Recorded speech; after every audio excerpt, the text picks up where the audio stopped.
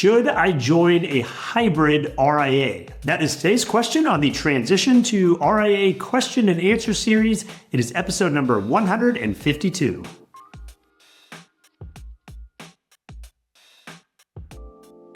Hi, I'm Brad Wales with Transition to RIA, where we help you understand everything there is to know about why and how to transition your practice to the RIA model. If you're not already there, start by heading to transitiontoria.com, where you can find this entire series in video format, podcast format. There's articles, there's white papers, there's a vendor profile series, all kinds of things to help you better understand the RIA model. Again, transitiontoria.com.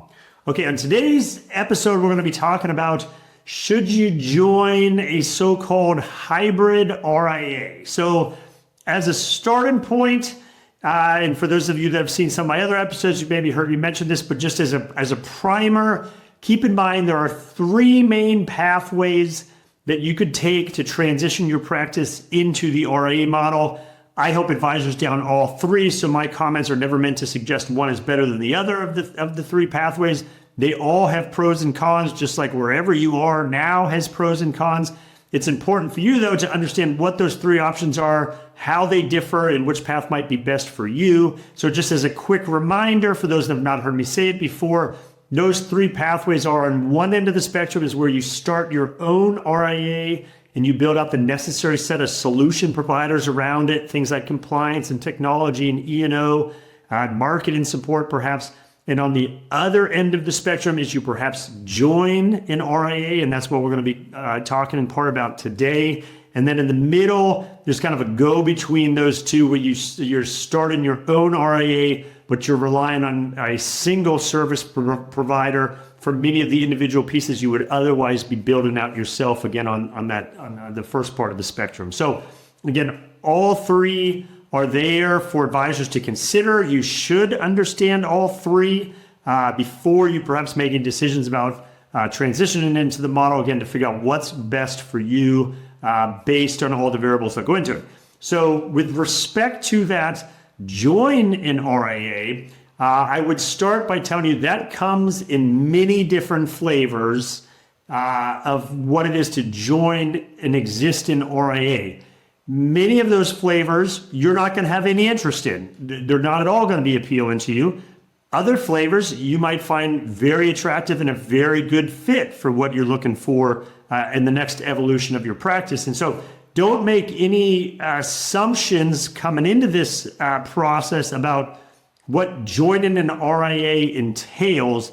Perhaps you have heard about a particular flavor of that, or you've been exposed to a particular flavor, or you've even talked to someone at one of those flavors that has their model, but that doesn't necessarily mean that's how they all operate. So just as an example of the different flavors, some RIA platforms you could join are W-2, whereas others are 1099. Some you have to use the brand, and they would argue you benefit from using the brand that they already have. Other models, you create your own brand. Some you have to outsource your asset management to the firm. Others say, hey, if you want to manage the assets yourself, have at it, or here's a suite of ways you can outsource the management of the assets if you'd like to choose from those, but it's entirely optional. Lots of other variables that go into that as well. I did do a separate episode on how to evaluate an RIA to join, so if you want to do a deeper dive on that. But point being, just this idea alone of joining an RIA, just know that there's a lot of variables that go into that. Again, many of those flavors depends on where you are in your career, what you're trying to accomplish next. You're not going to have any interest in, but there likely are some that you'll find very attractive as well and worth your consideration. So with that context that you need to, and again, that's a big part of what I help advisors with, is understand, first of all, which of those three pathways might be the best fit for you. And if it does make sense to perhaps be joining one, to make sure you understand all those different flavors and we try to identify which of those flavors is going to be the best fit for you.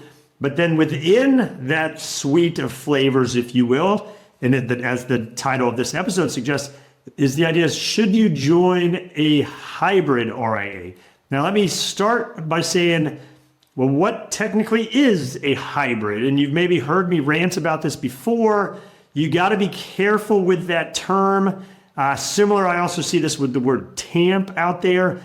The word hybrid and the word TAMP, there's a couple other words, are used in our industry in several different ways. No one's doing this maliciously or whatnot, but you will hear those words used to describe some sort of offering, and then you will hear some other solution provider describing their offering in the same terminology, and it's apples to oranges of what they're ultimately providing for you as the advisor. So just at a high level, be careful the minute someone says, oh, this is a hybrid solution or hybrid RIA.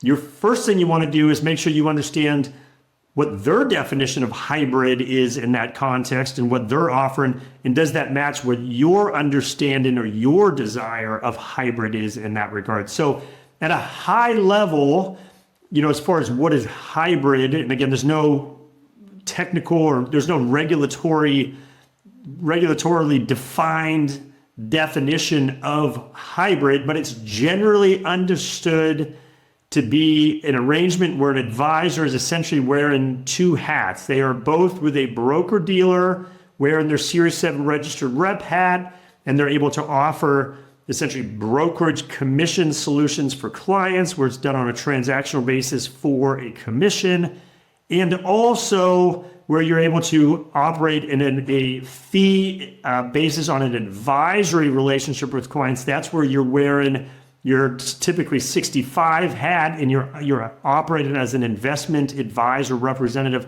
under an RIA. So the idea of hybrid is this loose definition of saying you're operating under both of those. I personally would go so far as saying a more narrow definition of hybrid is where you perhaps have your own RIA and you still have a need for some sort of BD solutions for your clients. That's well beyond the scope of this episode. I've done episodes on what is an RIA-friendly broker-dealer and how can you accommodate your legacy commission assets. So feel free to dive deeper on those episodes. But typically, my definition is, hey, you generally have your own RIA and you're utilizing some sort of BD solution alongside it. Now, just because Brad Wales says that's perhaps my most narrow definition doesn't mean it can't also be used in other ways. Again, it's generally if you're at least under both that BD and RIA setup, which arguably, if that's the case, we could call every wirehouse firm a hybrid firm, because most advisors under the wirehouse model are wearing both of those hats. Most advisors in the independent broker-dealer space are wearing both a broker-dealer and an RIA hat. So it's tough. Again, you could apply that definition in a lot of different capacities. Generally, though, when you hear some solution in the marketplace positioning themselves as a hybrid RIA, typically they're saying, hey, you can come join us as an RIA. You'd be an investment advisor representative. You'd have fee-based accounts with clients. And hey, advisor, to the degree you have, again, often referred to as legacy commission assets, and or you aspire to still, in some instances, do interactions or solutions with clients on a commission basis going forward. Hey, advisor, the RIA, we have that RIA-friendly broker-dealer solution available for you to use. So here we are, a so-called hybrid solution for you to utilize. And because the RIA is the predominant part of our model, we call ourselves a hybrid RIA. To a degree, I would agree with that. That's fair to say. Now, I would also say that every single of the largest, as we refer to them, independent broker-dealers out there, which are both a broker-dealer and an RIA, over the years, more client assets, they traditionally and historically were mostly, if not entirely, just on the broker-dealer side of those firms. But as the predominance of fee-based accounts has come online, now all the large independent broker-dealers, more of the client assets in aggregate are on the fee-based side of the house. So arguably, we could be calling, or should be called, independent broker-dealers. We should be calling them independent RIAs that also happen to have a broker-dealer to the degree you need it. Or they could call themselves a hybrid RIA because they are predominantly an RIA that also has a BD solution. But because we've just, as an industry, called these firms independent broker-dealers for so long, I don't necessarily see that terminology changing.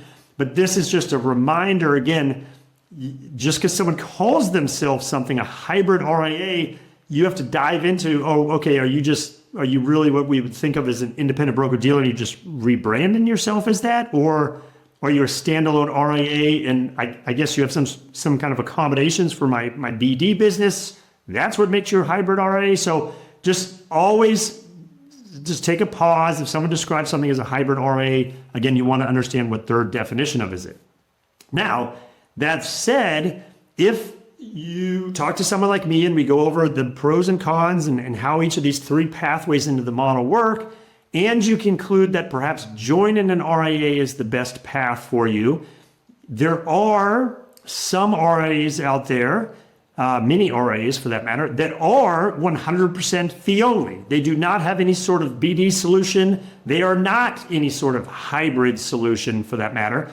But many of the 1099 type models that you might be interested in and that you might find have good value propositions, typically part of their value prop is that they do have some sort of BD solution to accommodate whatever commission assets you currently still have. So for an RIA out there to say, oh, we're a hybrid RIA, I'd argue, well, a lot of RIAs you could join in theory could call themselves a hybrid RIA because they do have a BD solution. Now, again, to be clear, and this is an example of all the different flavors, some RIAs are 100% fee only. They would argue, hey, advisor, you actually don't need a broker dealer.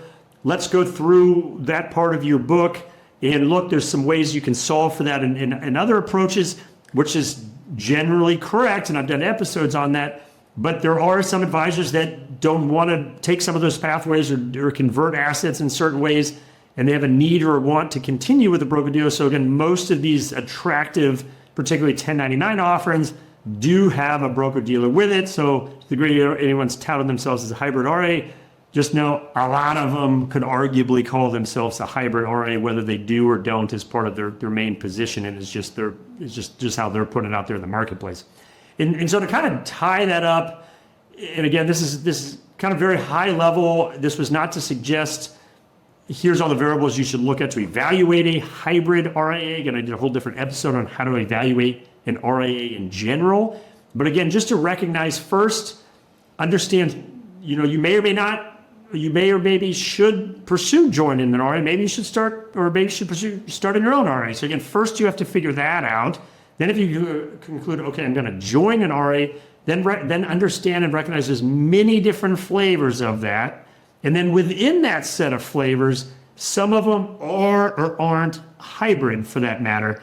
And so I don't say all this to try to confuse you or to make this process seem overly complicated. It just is what it is. There's a lot of choices in the marketplace. There's a lot of different ways that firms are positioning themselves. And that's a big part of what I help advisors do is digest all this and understand the landscape and understand who the players are and understand what these flavors are and why one pathway might be more attractive to you than another. Happy to have that conversation with you as well. But I would leave you with the note, and I don't want to turn this into some rant, but do be careful. Any firm out there that's calling themselves a hybrid RIA, not to suggest that's not a good solution. That might be very attractive to you. That might be a very good offering. But just kind of like the way TAMP is thrown around at times, there was a time, and this is more so 5-10 years ago, that every so often the industry has some buzzwords that come along, and it's kind of this sexy thing, and everyone wants to slap it on their market and how they position things. And hybrid was in that boat.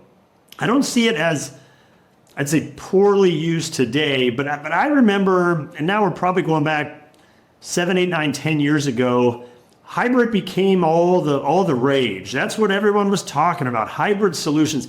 And you saw all these firms come out and just kind of slap the term hybrid on their offering.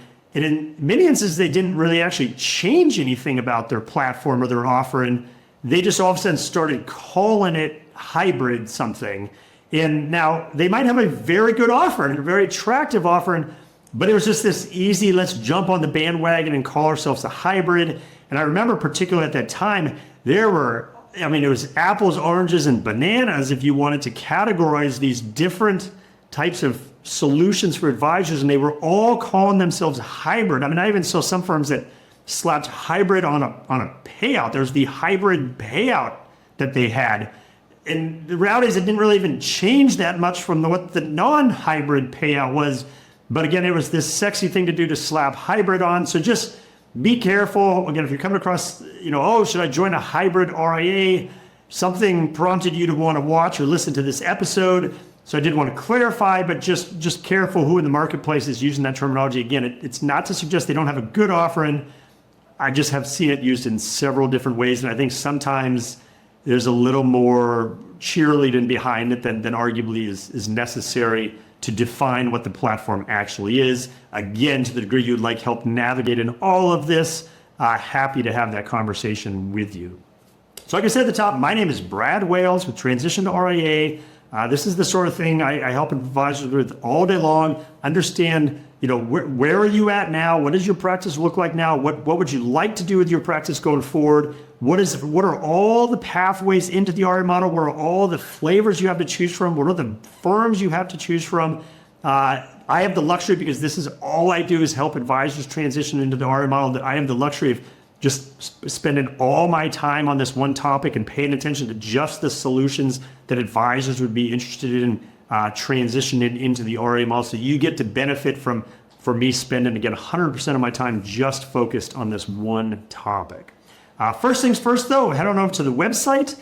As I said at the top, it is transitiontoria.com, where you find this entire series in video format, podcast format. There's articles, there's white papers, a vendor profile series, and at the top of every page is a contact link. If you click on that, you can instantly and easily schedule time to have a one-on-one conversation with me, whether you want to talk about hybrid RIAs or anything else RIA related. I'm happy to have that conversation with you. Again, transitiontoria.com. And with that, hope you found value in today's episode, and I'll see you on the next one.